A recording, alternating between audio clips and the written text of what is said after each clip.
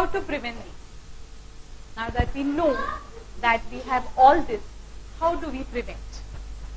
Ultimately we need to do the best. What are we to do? First and foremost is understanding your kid. See, everywhere I have just highlighted these words, learning, learning, starting, learning. It simply means that they have not learned. They have just started. They have just begun. You have to understand that they are going to be active.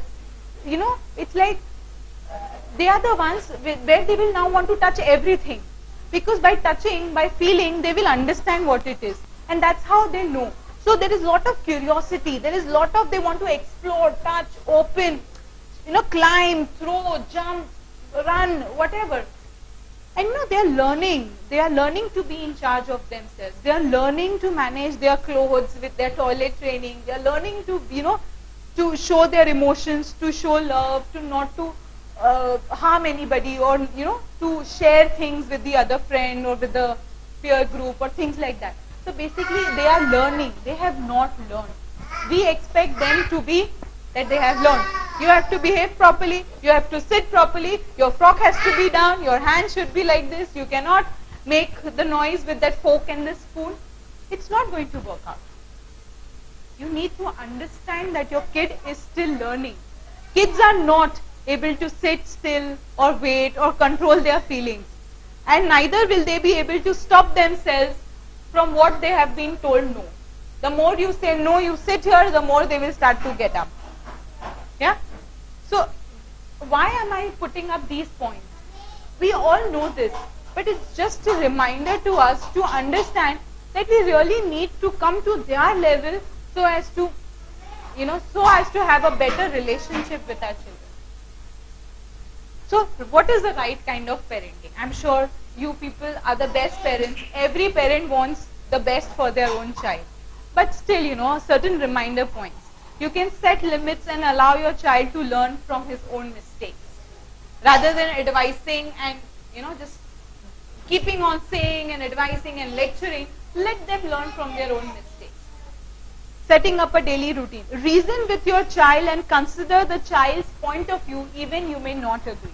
Now this is too early for these small kids, but of course, when they grow old, they have their own identity. You will start saying that I want to, you will remove a pink frock and they will say, no, I want to wear a yellow frock today. No, I want to wear these shoes. No. So not because it's a hassle to us, because we are late on time, because we have to reach somewhere. You will wear this only or otherwise you don't come.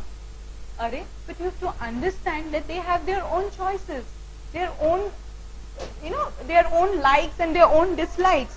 So you have to reason if sometimes there are certain things, you have to reason with them, you have to make them understand, even if you do not agree. Be firm with kindness, warmth and love. Think life success rather than school success. What if your child gets 90% today, but tomorrow if he does not become anything great? Or he is just mugged up and he's passed and he's got this for your appreciation or your wishes.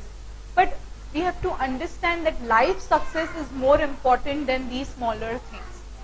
Of course, not to expect your child to do anything is not what I'm trying to say, but I'm trying to say that you have to encourage rather than force. Everything has to be encouraged to the child and not to be forced upon. Right? Do not remove fun out of learning. Avoid overloading a child's mind. Instead, set him free to tap his creativity. The best important thing is that you have to let your child speak. What we as parents do, tu bol, khatam kar aur main bolna shuru karti hu. We just wait for them to stop so that we start. We hardly pay a ear or an attention to what they're trying to say. But you have to sit and whenever there is a misbehavior, instead of now getting angry, you calmly listen to her and you understand her feelings and you give her options. Okay, you have to tell me one situation. You have to tell me one situation. It is very arbitrary to say like this. You tell me one situation, I'll tell you what best you can do.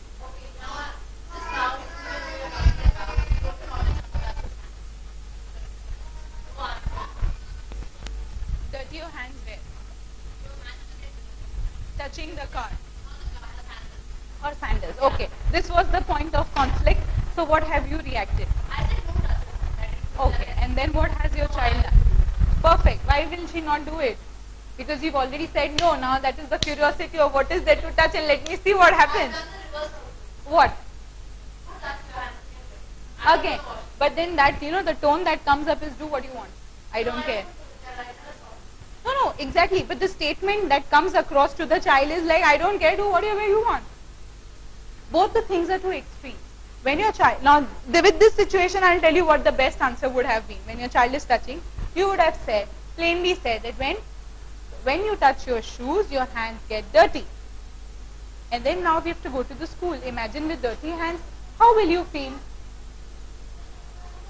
You have to make, instead of giving ready answers or advices, you have to make them understand. See, I come up with parenting workshops also where we understand everything in detail of how to engage cooperation with the child or how to understand their feelings and how to help them understand your feelings and your things. That is a different aspect altogether. But this is a simple example that I am giving you, that this is what, if next time she does this, you try this. She will not touch her shoe. I guarantee you.